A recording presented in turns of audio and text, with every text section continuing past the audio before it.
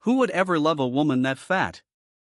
The words cut through the elegant restaurant like a blade, louder than the clinking glasses, louder than the piano, louder than everything. Conversation stopped dead. A few customers burst into laughter. Others reached for their phones, eager to capture another stranger's humiliation like it was free entertainment. Emily stood frozen in her waitress uniform, gripping a silver tray so tightly her knuckles had gone white. Across the room, her ex-boyfriend wrapped his arm around his stunning fiancée and smirked like breaking her heart all over again was tonight's main event. Then a chair scraped against the marble floor. Every head turned. The most feared mafia boss in the city rose from his seat without a word, walked straight across the room toward the trembling waitress, gently lifted her chin and kissed her. The laughter vanished. But not a single person in that restaurant knew the real reason he had done it. For a long moment, nobody moved. The kiss had lasted only a heartbeat, yet it seemed to silence the entire room. Emily slowly opened her eyes, too stunned to make sense of what had just happened. Her cheeks burned as dozens of strangers stared at her. Some still held their phones in the air, frozen mid-recording. The man standing before her showed no trace of emotion whatsoever. Vincent DeLuca, the ruthless mafia boss whose name alone carried enough weight to empty a room with a single phone call, simply stepped back and adjusted the cuff of his tailored black suit, as though nothing out of the ordinary had happened at all. Across the dining room, Tyler's smug grin disappeared. "What the hell was that?" he demanded, tightening his grip around his fiancée, Vanessa. "Is this some kind of joke?" Nobody answered him. Only minutes earlier, Tyler had been savoring every second of it. He had chosen this restaurant deliberately because he knew Emily worked there. When Emily approached their table to refill their champagne glasses, Tyler had stood up dramatically and slipped an expensive diamond ring onto Vanessa's finger. The surrounding guests had applauded. Emily forced herself to smile politely. "Congratulations," she whispered. Tyler wasn't satisfied. He looked Emily up and down with exaggerated disgust before raising his voice loud enough for the neighboring tables to hear every syllable. "You know why we're perfect together?" He pulled Vanessa closer. "Because she actually takes care of herself." Several people chuckled. Tyler looked back at Emily, his eyes narrowing with something genuinely cruel. "You always thought someone would love you for your personality." He laughed. "But let's be honest. Who would choose someone too fat to even look at?" The laughter spread from one table to the next, rippling through the room like something contagious. Emily felt every pair of eyes land on her at once. She had survived cruel comments before. She had survived whispers behind her back, snide remarks, quiet cruelty dressed up as honesty. But hearing those words from the man who had once promised her forever, that shattered something inside her that the others never quite reached. Her fingers tightened around the serving tray until they turned white. She refused to cry. Not here. Not in front of them. Then Vincent took a single step forward. His dark gaze swept slowly across the room, stopping on each person who had laughed. One by one. Unhurried. The restaurant became so quiet that the soft piano music suddenly sounded unbearably loud. No threats. No shouting. Just silence. And somehow, that silence frightened everyone more than anger ever could. The silence didn't last. It shattered beneath a wave of whispers that rolled through the room like distant thunder. Oh my God, did he really just kiss her? Isn't that Vincent DeLuca? Someone zoomed in with their phone camera. Another customer was already heading toward the exit, clearly unwilling to be anywhere near a man whose reputation inspired equal parts fear and fascination. Emily's heart was pounding so loudly she could barely hear the voices around her. She looked at Vincent as though he had stepped out of a world she'd never been allowed to enter. What did you just do? She whispered, her voice trembling. Vincent met her gaze without hesitation. He didn't answer. Instead, he reached into his jacket, placed several crisp $100 bills on the nearest table to cover every interrupted meal, and turned calmly toward the restaurant entrance. It was as if the kiss required no explanation at all. As if it had been the simplest decision in the world. Wait. Emily's voice stopped him. She took a shaky breath and hurried after him, ignoring the curious stares that followed her every step. Outside, the cool evening air hit her flushed face. Luxury cars lined the curb. 3 men in dark suits stood beside a black sedan and instantly lowered their heads as Vincent approached. Emily had never seen security like that before. And in that moment, she realized just how dangerous the man standing in front of her truly was. "I asked you a question," she said. Vincent turned slowly. She searched his face for pity, for amusement, for regret. She found none of it. What she found instead was calm certainty, the expression of a man who had never once made a decision he wasn't prepared to stand behind. Her eyes filled with the tears she had fought so desperately to keep inside. "Was that supposed to make me feel better?" she asked. "You don't even know me." Her voice cracked. "I've spent years trying to prove I'm more than how I look." She laughed, a short, bitter sound. "And now the whole internet is probably going to remember me as the fat waitress some powerful man kissed out of sympathy." The words hung heavily between them. For the first time that evening, Vincent's expression shifted ever so slightly. Not guilt. Not regret. Disappointment. Not in her. In the world that had taught her to believe that kindness always comes with a hidden motive. He took one slow step closer. "I wasn't saving you."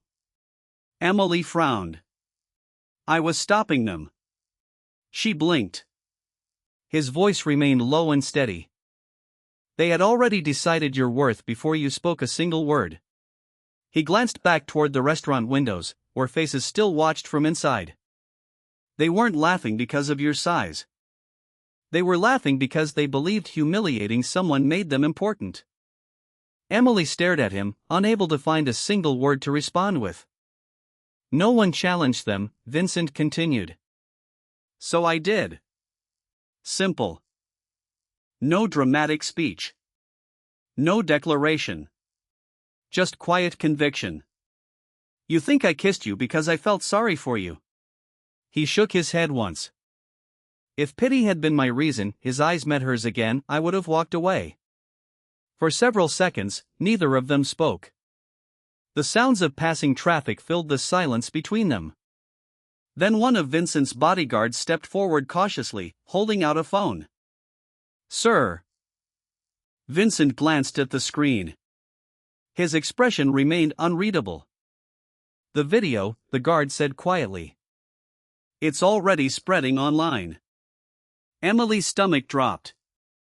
She had a sinking feeling that tonight's humiliation wasn't over. It had only just begun. Emily barely slept. By sunrise, the video had already reached hundreds of thousands of views. Some comments praised the mysterious Mafia boss. Others mocked her appearance all over again. He only kissed her to make a statement. Nobody actually falls for a woman like that. She's enjoying her 15 minutes of fame. She closed the app and tossed her phone onto the bed. There was no time to cry. Her mother would be awake soon. Emily quietly entered the small bedroom at the end of their modest apartment. Sunlight filtered through faded curtains, falling softly across the frail woman sleeping beneath a knitted blanket. Years of illness had left Margaret too weak to work, and the mountain of medical bills had long since become a burden Emily carried alone. "Morning, Mom," Emily whispered, with a smile she didn't truly feel. Margaret noticed the dark circles beneath her daughter's eyes immediately. "You worked another double shift, didn't you?" Emily simply nodded. She never admitted that the restaurant wasn't her only job. Every morning after finishing her late-night shift, she delivered fresh bread to neighborhood cafes before coming home to make breakfast and help her mother with her medication. 3 hours of sleep had become normal. Not because she enjoyed working herself to the bone, but because she refused to let her mother lose the only home they had left. Across the city, Vincent DeLuca stood inside the top floor of his headquarters, looking out through floor-to-ceiling windows as one of his most trusted advisors placed a thick folder on the desk. "You asked for everything we could find on Emily Carter." Vincent opened it without speaking. Inside, medical bills, pay stubs, volunteer certificates, a log of overtime hours, security photographs from the restaurant. His advisor broke the silence. She works 2 jobs. Vincent kept reading. Sometimes 3. She covers shifts for coworkers who call in sick. She refuses tips from elderly customers who clearly need the money more than she does. Another page. Restaurant incident reports. Every complaint ever filed against a difficult customer. And every single one had something in common. Emily had stepped forward to protect her coworkers by accepting blame that wasn't hers. His advisor sighed quietly. Most people never noticed. Vincent finally spoke. I did. The older man looked up, surprised. You've been watching her that long? Vincent closed the folder. The first time I came to that restaurant, a homeless veteran walked in asking only for a glass of water. The manager wanted him removed immediately. Emily ignored the order. His voice remained even. Instead, she bought him a hot meal with money from her own paycheck and sat with him for 10 minutes before going back to work. No cameras. No audience. No expectation of recognition. A pause. People reveal who they truly are when they believe no one is watching. That afternoon, Emily returned to the restaurant. The atmosphere had changed. Customers whispered as she walked past. Some smiled kindly. Others stared with open curiosity. A few even asked for photographs. Her manager approached nervously. Emily, there's someone asking for you. She turned toward the entrance. A little girl, no older than 9, stood beside her father, holding a folded napkin with both hands. The child shyly held it out. My mom says you're beautiful, she whispered. And I think you are, too. Emily's eyes filled with tears. For the first time since the humiliation, they weren't tears of pain. But across the street, inside a black sedan, Vincent watched the scene unfold in complete silence. His bodyguard glanced toward him. Sir, are you planning to tell her you've been protecting her for months? Vincent's eyes remained fixed on the restaurant window. No. Not yet. Because there was one truth Emily still wasn't ready to hear. Their meeting had never been an accident. By the end of the week, Emily's life no longer belonged to her. It belonged to the internet. The 30-second video had spread across every major social media platform, collecting millions of views in just a few days. News outlets gave it dramatic headlines. The waitress who kissed a mafia boss. America's most mysterious public kiss. Who is the woman beside Vincent DeLuca? Television hosts debated whether the kiss had been romantic, strategic, or carefully staged. Relationship experts analyzed Vincent's body language. Fashion influencers criticized Emily's uniform. Complete strangers argued endlessly over a woman they had never met. Nobody asked Emily what she thought. Every morning, new stories appeared online. Anonymous insiders claimed she had been secretly dating Vincent for months. Others insisted she had deliberately embarrassed herself to attract a wealthy man. One viral post gathered nearly 2 million likes. Never underestimate what some women will do for money. Emily read the sentence 3 times before locking her phone. She didn't recognize herself anymore. The world had turned her into a character in a story they preferred over the truth. At the restaurant, the attention became impossible to escape. Customers requested tables in Emily's section. Some treated her with genuine kindness. Others asked invasive questions between bites of expensive steak. So, one businessman smiled, was the kiss as romantic as it looked? Emily kept her smile professional. Can I get you more coffee, sir? Another customer laughed. Come on, is the mafia boss your boyfriend now? Her smile faded. I'm here to do my job. Whispers followed her everywhere. Even her co-workers began looking at her differently, not with cruelty, but with uncertainty, as though they weren't quite sure she was still the same Emily they had always known. Across town, Tyler watched every interview with growing frustration. He had expected the restaurant incident to become just another embarrassing memory for Emily, something she quietly buried and moved on from. Instead, she had become famous. Meanwhile, nobody cared about his engagement. His fiancée Vanessa scrolled through another article and frowned. They're calling her inspiring. Tyler slammed his phone onto the table. Inspiring? She's manipulating everyone. Vanessa looked unconvinced. Do you actually believe that? I know Emily.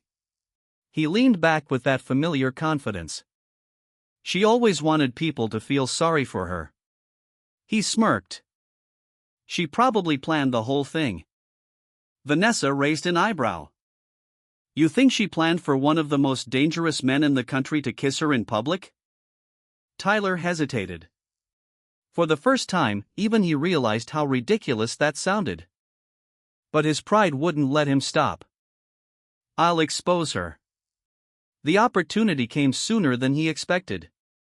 A local television station invited Tyler to appear on a morning talk show, advertising him as Emily Carter's former boyfriend. The interview went viral almost instantly. The host asked the question everyone wanted answered. Did Emily ever mention Vincent DeLuca before that night? Tyler laughed. No. But Emily always dreamed of escaping her ordinary life. He leaned toward the camera. People think she's some innocent waitress. They're wrong. She's smart. She knows exactly how to make powerful men notice her. Within minutes, clips flooded social media. Some viewers believed him. Others accused him of bullying a woman who had already suffered enough. The country split right down the middle. Asterisk Team Emily. Team Tyler asterisk. News channels called it the kiss that divided America. That evening, Emily sat alone in her apartment, staring at the interview playing silently on her television. She reached for the remote and froze. A black envelope had been slipped beneath her front door. No stamp. No address. Only 3 words embossed in silver. For Emily Carter. With trembling hands, she opened it. Inside was a single invitation. Vincent DeLuca formally requested her presence at the annual Blackstone Charity Gala, the very event where Tyler and Vanessa had already announced they would make their first public appearance as an engaged couple. Emily stared at the elegant black card for nearly an hour before she made her decision. She wasn't going to the Blackstone Charity Gala because of Vincent.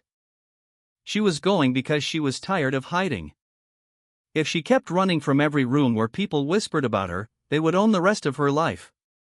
On the evening of the gala, she borrowed a navy blue evening gown from one of her co-workers. No designer label. No diamonds around her neck. No luxury handbag. She looked beautiful simply because, for the first time in a long time, she stood a little straighter. Still, as she stepped into the grand ballroom beneath glittering crystal chandeliers, she felt hundreds of eyes settle on her all at once. The whispers began almost immediately. Asterisk, that's her. The waitress, asterisk. The woman from the video. Vincent invited her personally. Emily ignored them and moved quietly toward the refreshment table, hoping to go unnoticed for at least a few minutes. She should have known Tyler wouldn't allow that. There she is. His voice carried effortlessly across the ballroom. Guests turned one after another. Tyler approached with Vanessa on his arm, a wide, confident smile spread across his face as several reporters instinctively raised their cameras. I was wondering if you'd actually show up. Good evening, Tyler, Emily said calmly. He laughed. Still pretending none of this is your fault? She met his eyes without speaking, which only irritated him more. You've become famous overnight. He gestured at the crowd around them. Quite an achievement for someone who couldn't keep a relationship. A few uncomfortable chuckles echoed through the room. Emily took a slow, steady breath. I'm not here to argue. No, Tyler replied, loud enough for everyone nearby to hear. You're here because you're hoping Vincent DeLuca will rescue you again. He let the name hang in the air for a moment.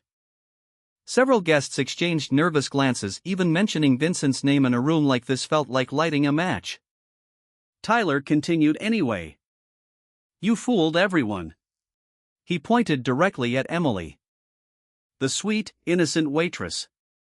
But I know the real you. You always wanted attention. And when you realized no ordinary man wanted you, his smile turned cruel, you found yourself a billionaire mafia boss instead. Gasps rippled across the ballroom. Vanessa shifted uncomfortably at his side. Tyler.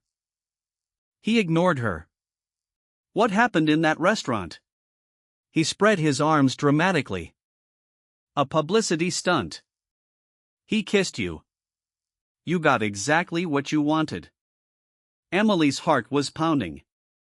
But her voice stayed steady. You know that's not true. Oh? Tyler stepped closer. Then tell everyone. Why would a man like Vincent DeLuca choose someone like you? The ballroom fell completely silent. Emily opened her mouth. No words came. Not because Tyler was right. But because she genuinely didn't know. She had asked herself that same question every single night since the kiss. And standing here now, under all these eyes, the doubt that she had spent weeks fighting came rushing back. Tyler noticed the hesitation and smiled. See? Even she can't answer. The silence stretched across the room. Then the orchestra stopped playing. Every musician lowered their instrument at exactly the same moment. One by one, the conversations faded. All eyes turned toward the entrance. The massive doors slowly opened. Vincent DeLuca walked into the ballroom wearing an impeccably tailored black tuxedo, his expression unreadable as always. He wasn't rushing. He wasn't performing. He simply moved forward with the quiet confidence of a man who had never once needed a room's permission to enter it. The crowd stepped aside instinctively, not because anyone asked them to, but because that was simply what happened when Vincent DeLuca walked into a room. His gaze never once left Emily. Tyler's confident smile slowly disappeared. Vincent walked past politicians. Past CEOs. Past some of the most powerful people in the city. He stopped beside the one woman every person in that room had been judging, and without even glancing in Tyler's direction, he spoke 4 calm words. I believe she's waiting. The grand ballroom, filled only moments before with laughter and whispered gossip, became so quiet that the faint hum of the crystal chandeliers was almost deafening. Vincent walked past Tyler without acknowledging him. No glare. No smirk. To Vincent, Tyler simply wasn't important enough to deserve either. He accepted the microphone from the event host with a polite nod and stepped up to the stage. The host stepped aside without a word. Hundreds of eyes followed.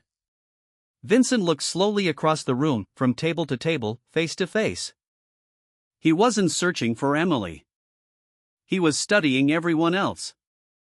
When he finally spoke, his voice carried effortlessly to every corner of the ballroom. The biggest mistake in this room, he paused, is believing that a woman's value can be measured by the size of her dress. A ripple of discomfort moved through the audience. Several guests lowered their eyes. Others shifted uneasily in their seats. Vincent continued. I've spent my entire life meeting powerful people. Politicians. Judges. Billionaires. People who wear expensive suits while hiding very cheap character. Not a single person interrupted him. He turned toward Tyler for the first time. You judged Emily within seconds. You measured her by her appearance. You mocked her in public because you believed the crowd would reward your cruelty. Tyler's jaw tightened. I was only telling the truth. No. Vincent's reply came without hesitation. You were revealing yourself. The words landed like a hammer. Tyler opened his mouth to laugh it off, but the confidence was gone from his face, and everyone in the room could see it. Vincent looked back at the audience. Every person who laughed that night made the same choice. You believed humiliation was entertainment. You confused confidence with cruelty. He paused. And that is exactly why so many decent people stopped believing in themselves. Emily felt tears welling in her eyes. Not because she felt weak. Because for the first time in years, someone had described the pain she had been carrying without asking her to explain it first, without needing her to justify it, without making her earn their understanding. Vincent stepped calmly down from the stage. He stopped a few feet in front of Emily and looked directly into her eyes. The kiss, he said, wasn't a performance. It wasn't charity. It wasn't pity. A pause. It was the first honest thing that happened in that restaurant. No cameras flashed. No applause erupted. The silence itself became the loudest response in the room. Vincent's voice softened. When everyone else decided your dignity had a price, I chose not to let them buy it. Emily's breathing became uneven. Every cruel word Tyler had ever spoken, every mocking laugh, every sleepless night she had spent wondering if she really wasn't enough, it all felt suddenly smaller. Not because the pain had disappeared, but because someone had finally, firmly refused to accept it as the truth. Vincent took one respectful step back, giving her space instead of closing the distance. I cannot decide how you see yourself. Only you can do that. But I refuse to stand quietly while others teach you to believe a lie. Around the ballroom, people who had laughed at the restaurant lowered their heads. Several reporters quietly lowered their cameras. Even they understood that this moment was no longer about scandal. It was about dignity. Tyler looked desperately around the room for a single person to back him up. No one did. Even Vanessa had let go of his arm. She stood beside him staring at his face, with an expression he had never seen from her before. Not admiration. Not confusion. Disappointment. Then, without saying a word, she slowly slid the diamond engagement ring from her finger. The tiny sound of metal touching crystal echoed through the silent ballroom. She placed the ring into Tyler's trembling hand, turned around, and walked away. For nearly 10 seconds, Tyler couldn't move. He stared at the ring resting in his palm as though it belonged to someone else. Vanessa! His voice cracked. Don't do this. She stopped only long enough to glance back over her shoulder. I didn't leave because another man defended a woman. She shook her head. I left because you spent years proving you don't know how to respect one. Then she was gone. The ballroom doors closed behind her with a soft, final click. That quiet sound echoed through the hall. And Tyler slowly realized that every camera in the room was no longer pointed at Emily. They were pointed at him. Within hours, footage from the gala was flooding the internet. This time, it wasn't the kiss that captured the country's attention. It was Vincent's speech. Millions watched it. Millions shared it. His words spread far beyond that ballroom into living rooms, classrooms, and coffee shops across the country. A woman's value cannot be measured by the size of her dress. The sentence appeared on television broadcasts, podcasts, newspaper headlines, and social media pages everywhere. Teachers quoted it in class. Parents shared it with their children. Support groups reposted the speech, thanking Vincent for saying aloud what so many people had spent years needing to hear. Meanwhile, Tyler's interview from the week before resurfaced, and this time, viewers watched it side by side with Vincent's words. The comparison was devastating. Companies quietly ended their partnerships with Tyler's marketing firm. Friends stopped returning his calls. Even people who had laughed with him at the restaurant began deleting old photos and distancing themselves from him publicly. No one wanted to be associated with a man whose cruelty had become national news. Emily's life changed just as dramatically, but in a completely different direction. The restaurant was suddenly booked weeks in advance. Customers didn't come to stare anymore. They came to meet the waitress who had refused to let humiliation define her. Some left handwritten notes instead of tips. "Thank you for reminding my daughter she's enough. Your courage helped my wife through a difficult week.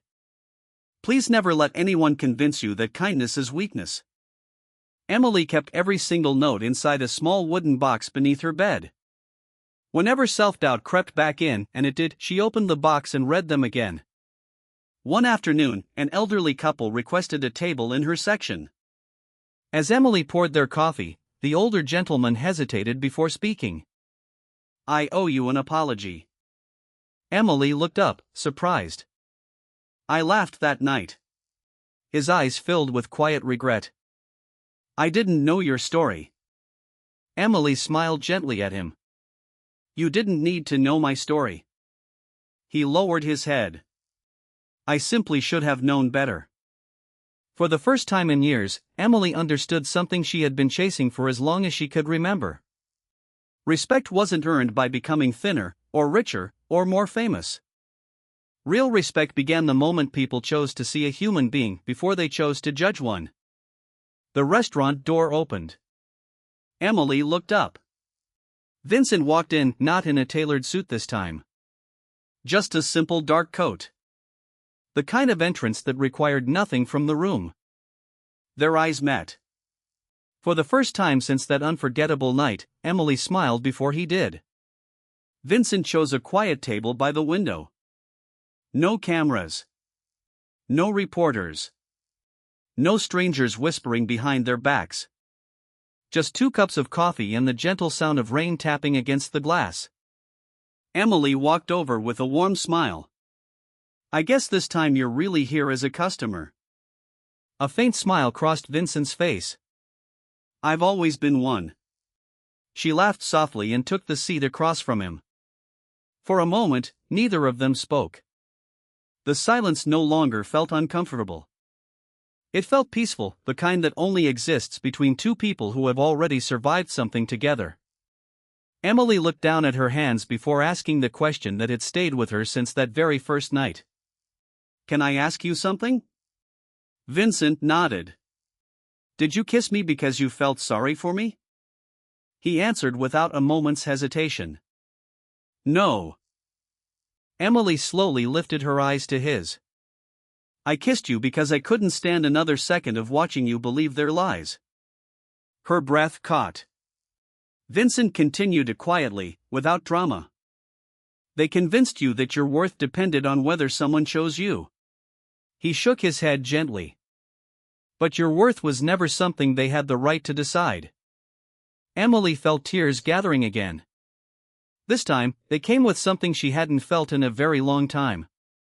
Not sadness. Not shame. Relief. For years, she had searched for someone who would tell her she was enough. Instead, Vincent had shown her something more powerful, that she had always been enough. The world's cruelty hadn't changed that. It had only temporarily convinced her otherwise. He reached across the table and then stopped halfway, leaving the space between them open. "The next kiss," he said softly, "will only happen if you want it." He left his hand resting there. No pressure. No expectation. Just an invitation. Emily looked at him for a long, quiet moment. Then she smiled. Not because she needed someone to rescue her. Not because the world had finally given her its approval. But because, for the first time in years, she genuinely believed in the woman she had become. She reached across the table. Their fingers intertwined naturally, like it had always been this way. Emily leaned forward. This time, she was the one who closed the distance. She kissed him gently. When they pulled apart, Vincent smiled, a real smile, unguarded and rare. The kind that, until now, only she had ever seen. Outside, people hurried through the rain, unaware that the most important moment happening in the entire city wasn't in a ballroom or beneath flashing cameras. It was in the quiet corner of a small restaurant, where two people had finally understood something true. Love doesn't begin when someone saves you. It begins when someone reminds you that you were never unworthy of it in the first place.